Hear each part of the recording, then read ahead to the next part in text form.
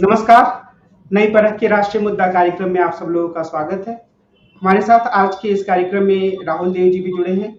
अभय कुमार दुबे जी से हम तकरीबन रोज बातचीत करते ही हैं देश की राजनीति के बारे में। आप दोनों लोगों का स्वागत है।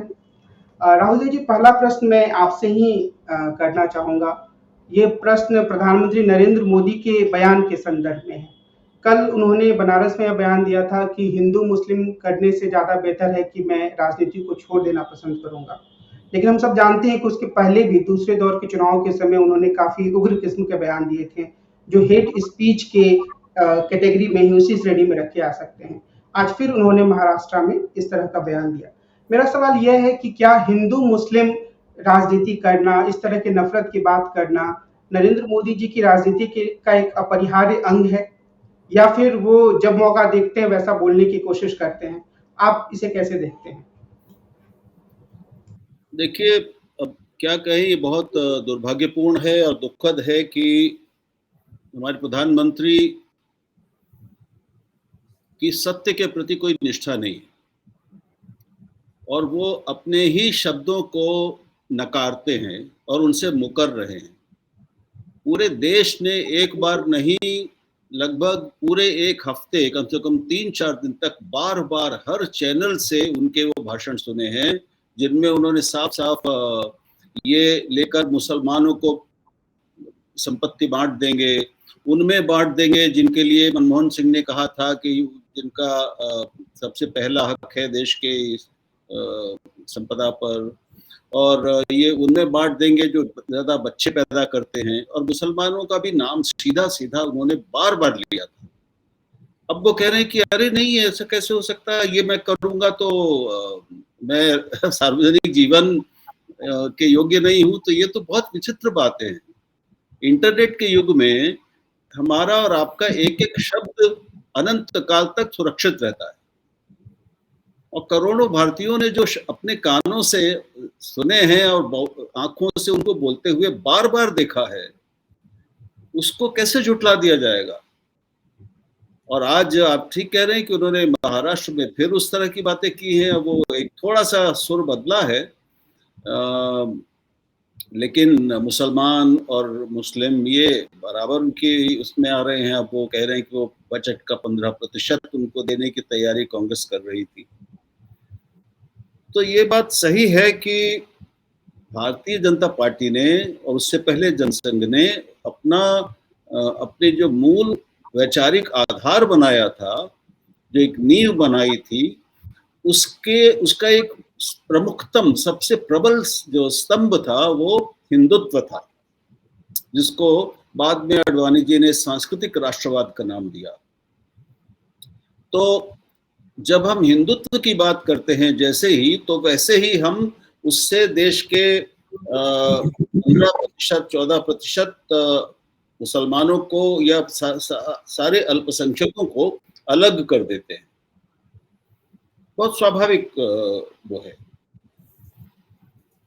और बीच बीच में ये प्रयास होते रहे कि कुछ मुस्लिम नेताओं को भी शामिल कर लिया जाए, कुछ सिकंदर बख्श जैसे लोग भी रहे, आरिफ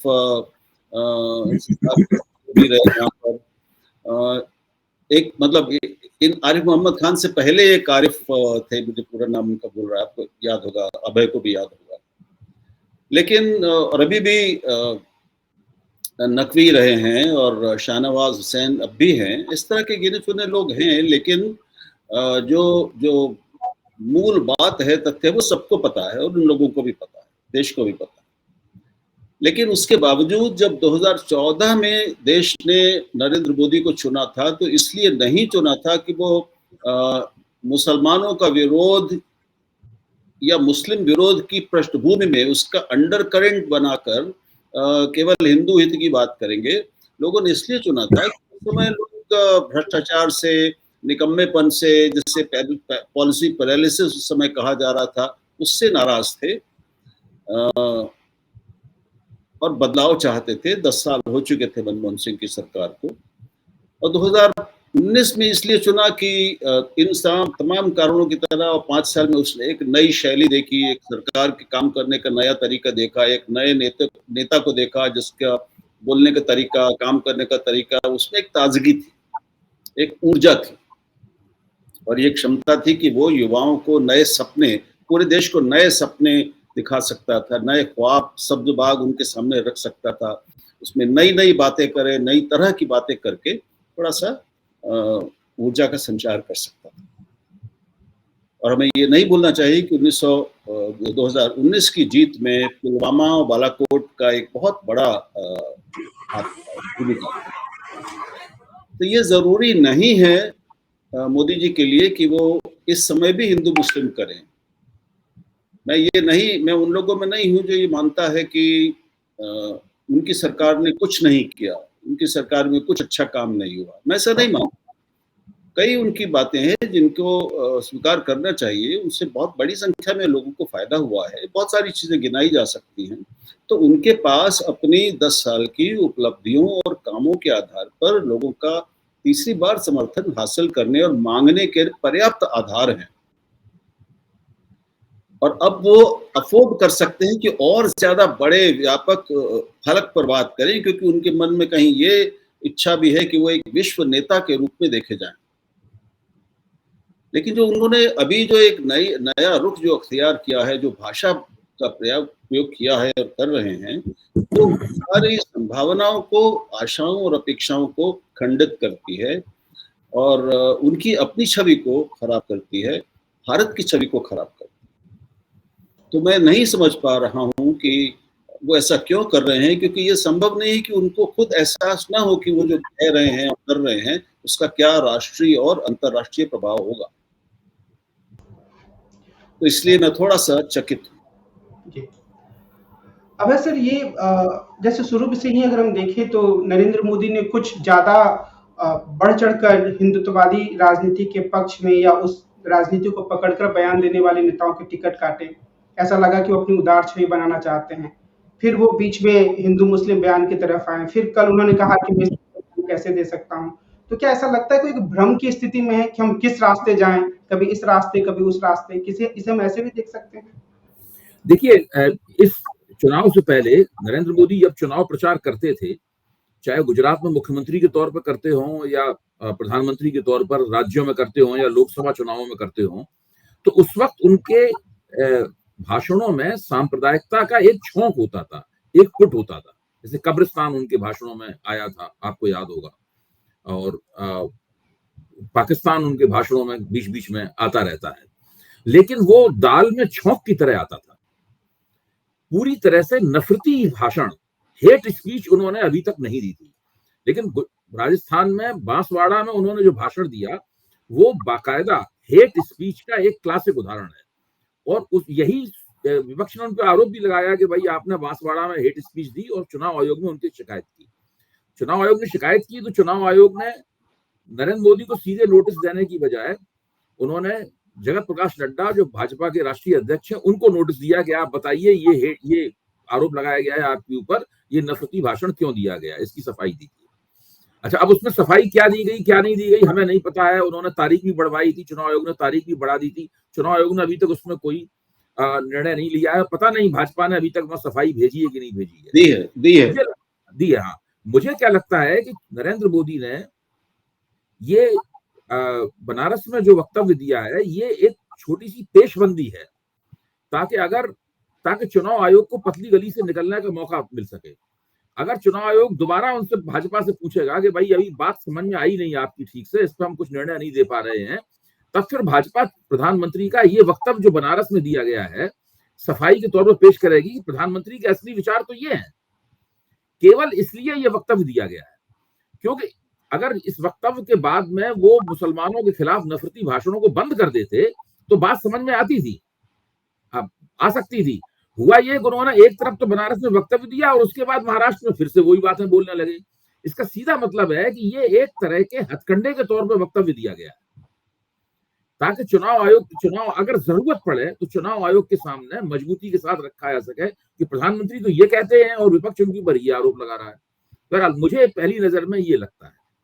दूसरी बात, प्रधानमंत्री ने टिकट बांटते समय ऐसे कई लोगों के टिकट काटे, जैसे प्रज्ञा साध्वी का टिकट काटा गया, अनंत हेगड़े का टिकट काटा गया, लेकिन साक्षी महाराज का टिकट नहीं काटा गया, गिरिराज सिंह का टिकट नहीं काटा गया, रमेश बहुतों के बिगनू का। टिकट, जी हाँ, बहुतों के टिकट काटे गए, लेकिन बहुतों के टिकट नहीं भी काटे गए। असल में प्रधानमंत्री के दिमाग पे जहां छवि पड़ी आला कमान के ऊपर, इनकी वजह से पार्टी थोड़ी बदनाम हुई, मुश्किल हुई। ब्रजभूषण शरण सिंह का टिकट काट दिया गया, लेकिन उनके बेटे को टिकट दे दिया गया, जो तकरीबन उनको ही टिकट देने के समान है। ब्रजभूषण शरण सिंह की वजह से भारतीय जनता पार्टी की भारत में और अंतर्राष्ट्रीय स्तर पर बहुत बदनामी हुई, क्योंकि उन्होंने जिन महिलाओं के, जिन स्त्री पहलवानों के यौन शोषण का आरोप उनके ऊपर है, जिनके ऊपर चार्जशीट भी फाइल होने का आदेश दे दिया है अदालत ने, वो तो अंतर्राष्ट्रीय स्तर के खिलाड़ी हैं, वो अंतर्राष्ट्रीय स्तर की खिलाड़ी हैं। तो ये एक ऐसी स्थिति है जिसमें हमें ये देखना चाहिए कि आखिरकार प्रधानमंत्री ने हिंदू बनाम मुसलमान करने की शुरुआत क्यों की। जैसा राहुल जी ने कहा, मैं उनकी बात से पूरी तरह सहमत हूँ। भारतीय जनता पार्टी ने पिछले 10 साल में ऐसे कई काम किए हैं जिन्हें वो अपनी उपलब्धियों के तौर पर गिना सकते हैं और गिनाते रहे हैं। पूरे 10 साल तक प्रधानमंत्री ने पूरे देश को एक खुशनुमा कहानी सुनाई, एक हैप्पी नैरेटिव सबके सामने पेश किया उन्होंने कि हम देश को विश्व गुरु बनाना चाहते हैं, हम अर्थव्यवस्था को फलानी जगह ले जाना चाहते हैं, और बहुत सी उन्होंने बातें कही, हम प्रतिरक्षा में आत्मनिर्भर होना चाहते हैं, पता नहीं कौन कौन सी उन्होंने बातें कही। वो सही गलत है, इस पर बहस हो सकती है, लेकिन वो खुद भी उनको अपनी उपलब्धियां मानते रहे हैं। मेरा सवाल यह है कि वो इन उपलब्धियों के आधार पर चुनाव क्यों नहीं लड़ रहे अपना। वो कह सकते हैं, प्रधानमंत्री कह सकते हैं कि हमने योजना बनाई है और हम देश में समान नागरिक संहिता लागू करके मानेंगे। हमने उत्तराखंड में उसको लागू भी कर दिया है। अभी तक उनके भाषणों में मुझे ये बात नहीं सुनाई पड़ी। वो कह सकते हैं कि 3 तलाक के खिलाफ हमने कानून बनाया है, हमें उनके भाषणों में ये बात नहीं सुनाई पड़ी। जो उनकी उपलब्धियां हैं, पता नहीं उन उपलब्धियों को पेश करने की बजाय, एक सकारात्मक चुनावी मुहिम चलाने की बजाय, वो एक पूरी तरीके से नकारात्मक और नफरती मुहिम क्यों चला रहे हैं। ये एक ऐसा सवाल है जिसके ऊपर हम लोगों को गौर करना चाहिए, क्योंकि हमें पता है और प्रधानमंत्री को भी अच्छी तरह पता है कि नकारात्मक मुहिम के सकारात्मक परिणाम नहीं निकलते, उससे फायदा होने की बजाय नुकसान होता है। 2014 का चुनाव प्रधानमंत्री ने आप पूरे 2014 के बहुत से भाषणों को याद कीजिए, उसमें वो लोगों से वायदा कर रहे हैं, हम आपके लिए ये करेंगे, हम आपके लिए ये करेंगे, क्योंकि उस वक्त वो चुनौती दे रहे थे कांग्रेस को, प्रधानमंत्री तो थे नहीं, हम आपको ये करेंगे, सारी बातें ये कर रहे हैं। कांग्रेस की आलोचना भी कर रहे हैं, कांग्रेस के 10 साल की या पूरे आजादी के बाद से 60 साल का जो कांग्रेस का शासनकाल है उसकी आलोचना भी कर रहे हैं, लेकिन साथ साथ में बहुत सारी सकारात्मक बातें कर रहे हैं, भविष्य का स्वप्न दिखा रहे हैं, आश्वासन दे रहे हैं। 2019 में देखिए कि वो बालाकोट स्ट्राइक से जो उन्हें एक प्रभामंडल प्राप्त हुआ, बालाकोट सर्जिकल स्ट्राइक से जो नरेंद्र मोदी को प्रभामंडल प्राप्त हुआ, उस प्रभामंडल के तहत भी वो सारा का सारा चुनाव वो वर्तमान में लड़ रहे हैं। तत्कालीन वर्तमान था 2019 का, वहां वो चुनाव लड़ते हुए दिखाई पड़ रहे हैं। यहाँ वो सब अतीत की चीजें उठा के खोद के ला रहे हैं। यहाँ तक कि वो जो गोधरा में ट्रेन जली थी, वो ट्रेन का मसला भी वो ले आए। मनमोहन सिंह का 18 साल पुराना भाषण खोज लाए और उसके ऊपर देने लगे। यानी अतीत और सांप्रदायिकता, इन दोनों को मिलाकर वो अपनी चुनावी मुहिम चला रहे हैं। अब आप देखिए इससे उनको क्या नुकसान हो रहा है। मैं जरा राहुल जी का भी ध्यान इस ओर खींचना चाहूंगा। उन्होंने अपने घोषणा पत्र को केंद्र में रखने की बजाय कांग्रेस के घोषणा पत्र को केंद्र में रखा। उस चक्कर में हुआ ये कि जो कांग्रेस के घोषणा पत्र को 1 लाख 2 लाख लोग या कुछ हजार लोग डाउनलोड करते, 80 लाख लोगों ने 3 दिन के अंदर डाउनलोड कर लिया। आप सोचिए, जिस व्यक्ति ने घोषणा पत्र पढ़ा होगा, मेहनत की होगी, घोषणा पत्र पढ़ने में मेहनत लगती है, उस व्यक्ति ने कम से कम 5 लोगों से तो कहा होगा। तो आप समझिए 3-4 करोड़ लोगों तक ये बात पहुंची कि प्रधानमंत्री जिस घोषणा पत्र पे आरोप लगा रहे हैं, मंगलसूत्र कांड जिसको मैं कहता हूं, वो तो है ही नहीं उसके अंदर। तो कांग्रेस के घोषणा पत्र में क्या है क्या नहीं है, ये बात कम से कम 3-4 करोड़ लोगों तक पहुंचाने का इंतजाम, बंदोबस्त तो खुद प्रधानमंत्री की नकारात्मक मुहिम ने कर दिया। कांग्रेस चुनाव प्रचार शुरू होने से पहले काफी सिटपिटाई हुई थी, विपक्षी एकता बिखर गई थी, नीतीश कुमार छोड़ के चले गए थे, इधर जयंत चौधरी चले गए थे, मायावती को इंडिया गठबंधन में जाने से रोक दिया था। इतनी बढ़िया चुनावी प्रबंधन नरेंद्र मोदी ने बहुत जबरदस्त किया था, बड़ी अच्छी पेशबंदी नरेंद्र मोदी ने की थी।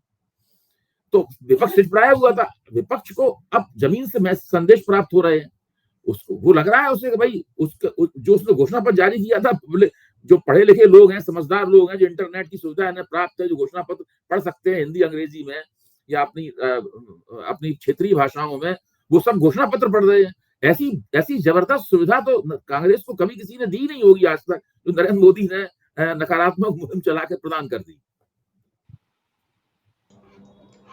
तो क्या हम राहुल जी ये कह सकते हैं कि प्रधानमंत्री इसलिए इस तरह की मुहिम की तरफ गए क्योंकि उन्हें ऐसा लगा कि उनके कार्यकर्ता ऐसी मुहिम से ही ज़्यादा सक्रिय हो सकते हैं, यानी थोड़ी हिंदू मुस्लिम का छौक हो, थोड़ी उस तरह की बातें हों, सकारात्मक एजेंडा से ज़्यादा उपयोगी यही है?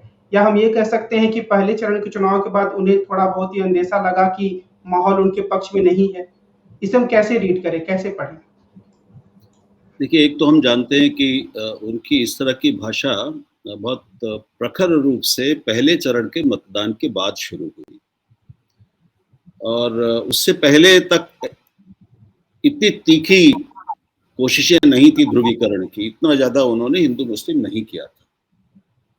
कांग्रेस पर हमला कर रहे वो तो ठीक है, चुनाव में होता ही है, लेकिन इसका मतलब ये है, और अब जो हमें रिपोर्ट्स मिल रही हैं, हर चरण की जो ज़मीन से रिपोर्ट्स आ रही हैं, वो बता रही हैं कि स्थिति उतनी रंगीन और गुलाबी नहीं थी उस समय भी, जिस तरह हम लोगों को लग रही थी और मीडिया को भी लगने लग गई थी। हम लोग भी 400 पार के चक्कर में आ गए थे और उसका शायद असर हो गया था लोगों पर, लेकिन ज़मीन पर ये पहले चरण से ही ये साफ हो गया था कि ये एक सामान्य चुनाव है, ये किसी लहर का, किसी आंधी का चुनाव नहीं है, किसी एक राष्ट्रव्यापी आख्यान, कहानी और भाव का चुनाव नहीं। जब ऐसा चुनाव होता है तब क्या होता है कि लोग फिर स्थानीय और प्रादेशिक मुद्दों पर, जातीय प्रश्नों पर, जातीय समीकरणों को देखते हुए, उस उम्मीदवारों को देखते हुए, इनकम्बेंट यानी जो सांसद है उसके कामकाज को देखते हुए इन सारी चीज़ों पर वोट करते हैं और उनके लिए ये उनका अपना जो जिया हुआ अनुभव है, रोज़ के दैनिक जीवन का जो अनुभव है, चाहे वो महंगाई का हो, चाहे वो रोज़गार का हो, चाहे वो जीवन की सुविधा और एक सुलभता का हो, उसके आधार पर वो भी उनके निर्णय को प्रभावित करता है। क्योंकि कोई बहुत ज़्यादा आच्छादित कर देने वाला और उनको एक दिशा में बहा ले जाने वाला ऐसा कोई आख्यान रहता नहीं, कोई भावना नहीं रहती। ये रिपोर्ट उनको शायद मिली होंगी और मैं ये आपको बता सकता हूँ कि जो राष्ट्रीय स्वयंसेवक संघ का कार्यकर्ता है, उसका जो नेटवर्क है वो इस बार सक्रिय नहीं है। उसके स्वयंसेवक जो लोगों के घर तक आते थे, उनको बताते थे, संपर्क करते थे, एक पहले पृष्ठभूमि तैयार करते थे, मतदान के दिन उन लोगों को निकालने के लिए और फिर ले जाने का भी प्रयास करते थे, वो इस बार नहीं हुआ है। तो ये जो उदासीनता है और ये अगर संघ की उदासीनता है तो ये भी कुछ बताती है, काफी कुछ बता रही है हमें जी। जो बहुत सारी चीजें जो हुई, तो अब मुद्दों में जा सकते हैं हम। अग्निवीर को लेकर जो हमारे जहाँ पर फौज के प्रति बड़ा आकर्षण है, उन इलाकों में अगर आप युवाओं से बात करें तो उनमें जो उसको लेकर कुंठा और जो क्रोध है अग्निवीर को लेकर, जो पेपर लीक की समस्या से प्रभावित करोड़ों बच्चे हैं, उनकी आप भावनाओं की और अनुभवों की बात करें, उनका जो आशाएं टूट रही हैं, इन सब की बात करें तो समझ में आएगा कि रिपोर्ट्स जो बता रही हैं कि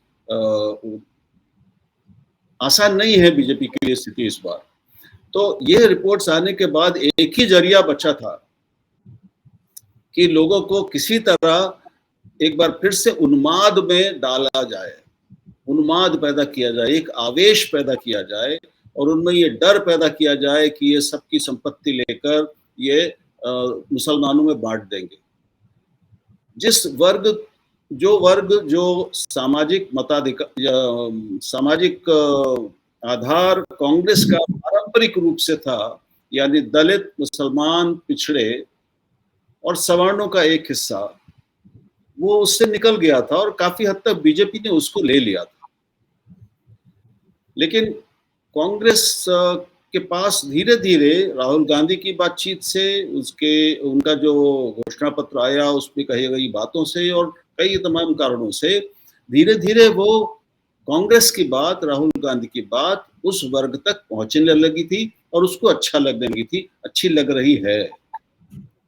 तो इस आधार को वापस खींचने के लिए मध्यम वर्ग को डरा कर और ये छोटे गरीबों को सोने चांदी की बात करके, मंगलसूत्र की बात करके, मध्यम वर्ग को ये कहकर कि 2 घर हैं तो फिर 2 में से 1 ले लिया जाएगा, 2 स्कूटर हैं तो 1 स्कूटर ले लेगी कांग्रेस, इस तरह की बातें करके दोनों को डराने की कोशिश हुई।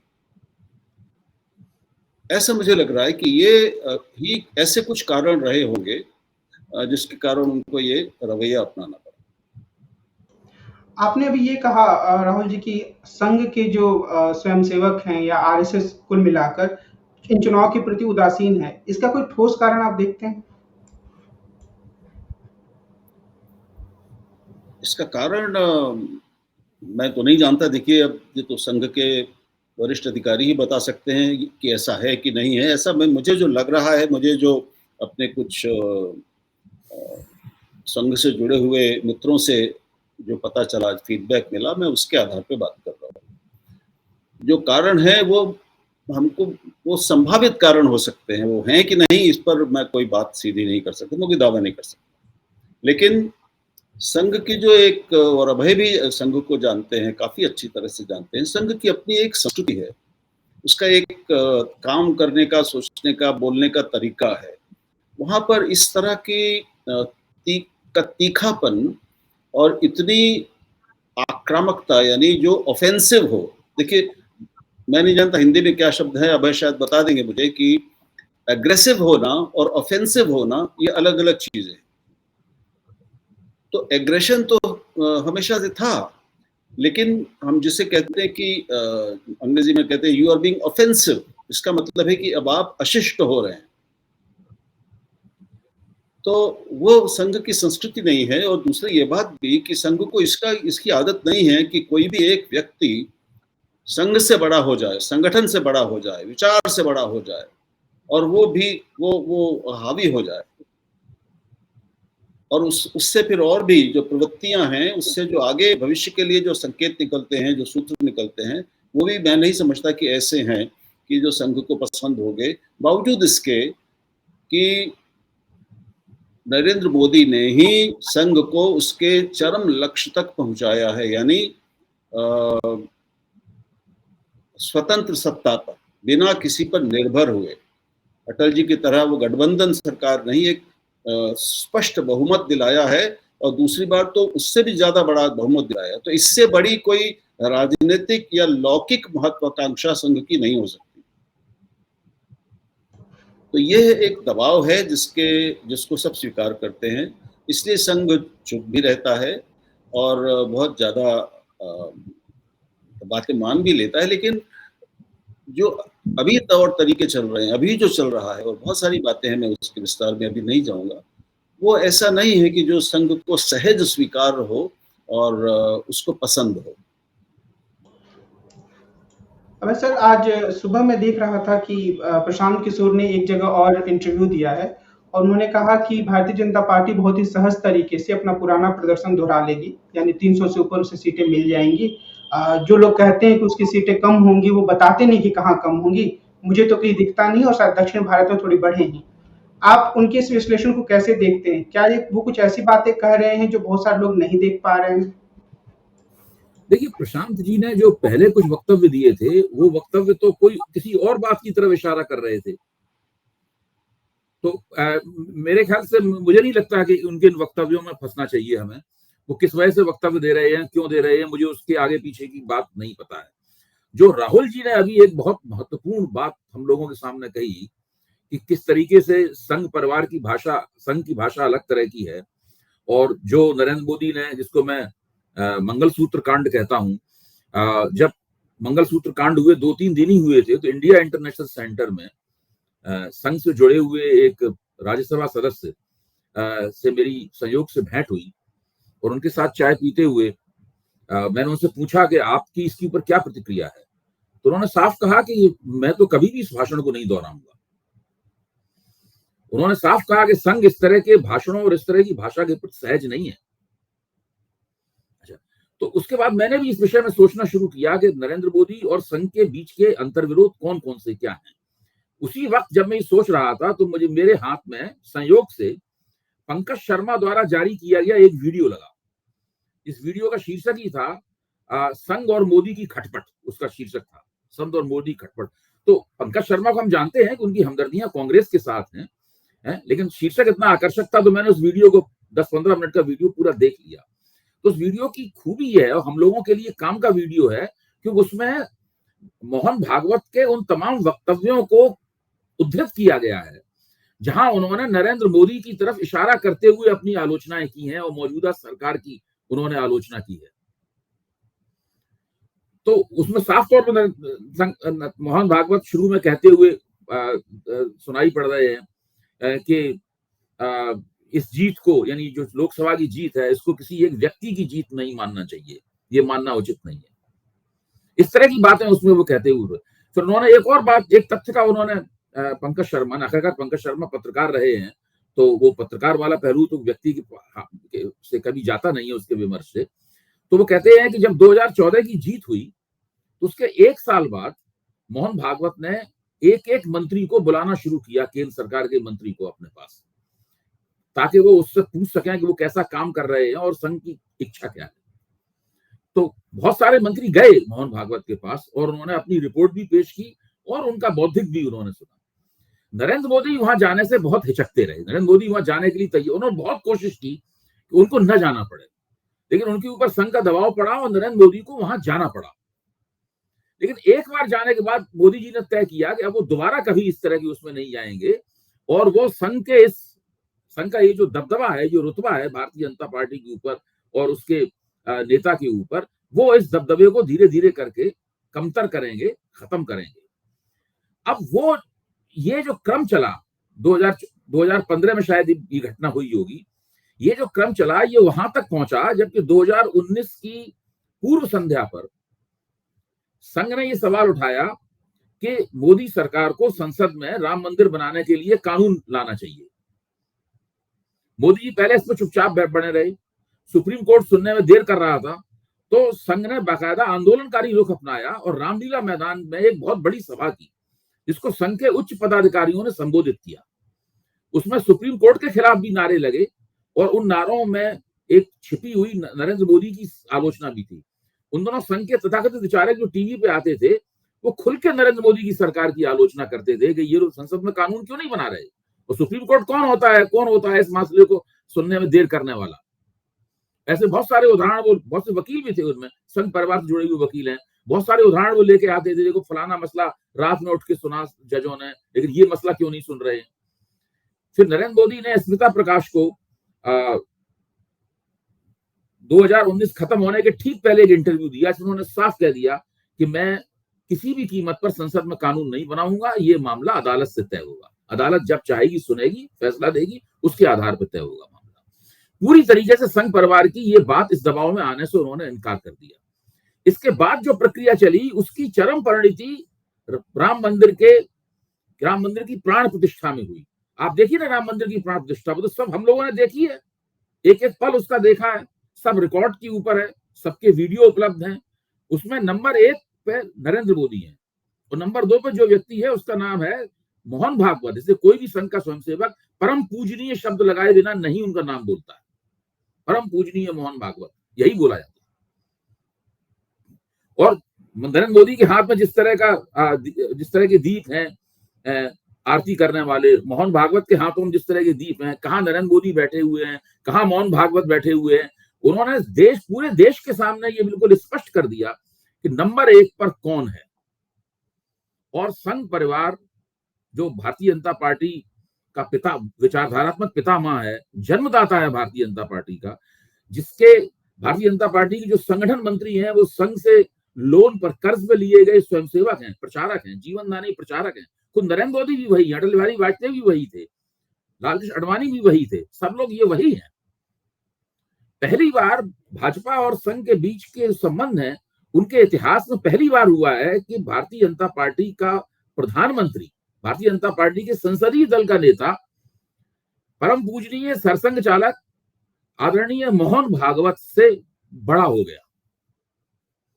ये सब लोगों ने, सारे देश ने देखा। वास्तविक पदानुक्रम उनके बीच में क्या है मुझे नहीं मालूम है, लेकिन जो दिखाई पड़ा हम सब लोगों को वो ये है। तो दो घटनाएं, एक घटना वो जब राम मंदिर पर संघ के दबाव का नरेंद्र मोदी ने विरोध किया और मानने से इनकार कर दिया, और दूसरी घटना ये जबकि राम मंदिर की प्राण प्रतिष्ठा हो रही थी। मुझे लगता है कि इन दोनों घटनाओं का कहीं ना कहीं संघ के स्वयंसेवकों के मानस पर जरूर एक विपरीत असर हुआ होगा। और जैसे संघ में एक बड़ा ही अनकही बात चलती है संघ के अंदर, जब मैं कभी कभी संघ के लोगों से पूछता हूं कि भाई चुनाव में आपका हस्तक्षेप किस तरह का होता है, तो मुस्कुरा के कहते हैं कि हम किसी को चुनाव जिता सकें इसकी तो गारंटी नहीं दे सकते, लेकिन चुनाव हरा दें इसकी गारंटी हम जरूर दे सकते हैं। तो अब वो चुनाव हराने का सबसे अच्छा तरीका है वो घर बैठ जाएंगे, सुस्त काम करेंगे। भारतीय जनता पार्टी की जो चुनावी रणनीति है, उसके जो दांता और पेच बन जाते थे वो, तो वो उस दांता और पेच नहीं बनेंगे। यही कारण है कि दूसरे चरण के बाद में भोपाल में भारतीय जनता पार्टी की एक बहुत बड़ी बैठक हुई, जिसको संबोधित किया मध्य प्रदेश में भारतीय जनता पार्टी के चुनाव इंचार्ज ने, जो केंद्र से भेजे गए चुनाव इंचार्ज थे डॉक्टर महेंद्र सिंह, उन्होंने उसको संबोधित किया। और उसमें उन्होंने स्पष्ट रूप, भास्कर में पूरी खबर छपी, मैंने तो भास्कर में ही पढ़ी खबर, वो भास्कर में पूरी खबर विस्तार से छपी, उसमें इन्वर्टेड कॉमास में पूरे उनके कथन थे, जिसमें वो साफ कह रहे हैं कि 300 से ज्यादा नेताओं की टीम लगी हुई है इस काम को सुनिश्चित करने के लिए, फिर भी ना तो पोस्टर पहुंच रहे हैं अपनी जगहों पर, ना झंडे पहुंच रहे हैं अपनी जगहों पर। प्रधानमंत्री की सभाओं में जो टी शर्ट्स के ऊपर प्रधानमंत्री की तस्वीर छपी होती है वो भी नहीं पहुंचती है, सारा इंतजाम गड़बड़ है। तो ये बातें क्यों हो रही हैं? कुछ ना कुछ तो, जैसे राहुल जी ने इसकी तरफ इशारा किया, कुछ ना कुछ तो ऐसा घटित हो रहा है जो कि अनपेक्षित है, अप्रत्याशित है, जिसकी हम सब लोगों ने उम्मीद नहीं की थी। भाई संघ घोषित करके तो सब काम करेगा नहीं, और संघ में ऐसा कोई उस तरह से आदेश भी नहीं दिया जाता है, ऐसे भारतीय जनता संघ में कोई विप थोड़ा जारी किया जाता है अपने कार्यकर्ताओं स्वयंसेवकों के लिए। लेकिन एक मूड है, इस तरह का मूड है, इस तरह का मानस है, जिसमें उन लोगों ने कहा है कि मोदी जी ने गारंटी दी है सब चीज की, गारंटी ली है सब चीज की, वोट सीधा उन्हीं को मिल रहा है। तो अब वो जीत जाए, गारंटी ले लें, जीत से हमें कोई दिक्कत नहीं। अगर जीत जाएंगे तो हमारी उनकी बल्ले बल्ले और हमारी भी बल्ले बल्ले। अच्छा, मोदी जी का जो अपना इतिहास है, वो इतिहास कभी भी संघ के अनुकूल नहीं रहा।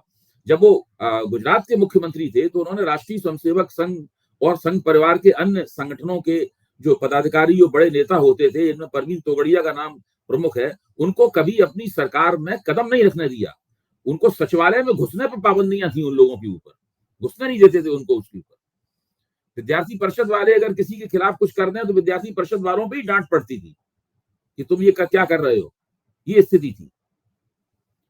उसके बाद में जब वो दिल्ली में प्रधानमंत्री हुए आके, तो श्यामलाल ने, जो हम सब लोगों के मित्र हैं इंडियन एक्सप्रेस में, उन्होंने एक बड़ी खबर छापी श्यामलाल ने, जिसमें उन्होंने तुलना की कि अटल बिहारी वाजपेयी के जमाने में संघ के लोग सरकार में कितनी नियुक्तियां प्राप्त किए हुए थे और कितने मंत्रालयों में कितने लोग संघ के बैठे हुए थे, और नरेंद्र मोदी के जमाने में कितने लोग संघ के बैठे हुए हैं। तो उसमें उन्होंने बताया कि नरेंद्र मोदी के जमाने में उनकी संख्या बहुत घट गई है अटल बिहारी वाजपेयी के जमाने से। कायदे से होना तो ये चाहिए, जो पूर्ण बहुमत की सरकार है, स्पष्ट बहुमत की सरकार है, उसके ऊपर तो संघ की छाप ज्यादा होनी चाहिए कम होने की बजाय। लेकिन यहाँ पे उल्टा हो रहा है।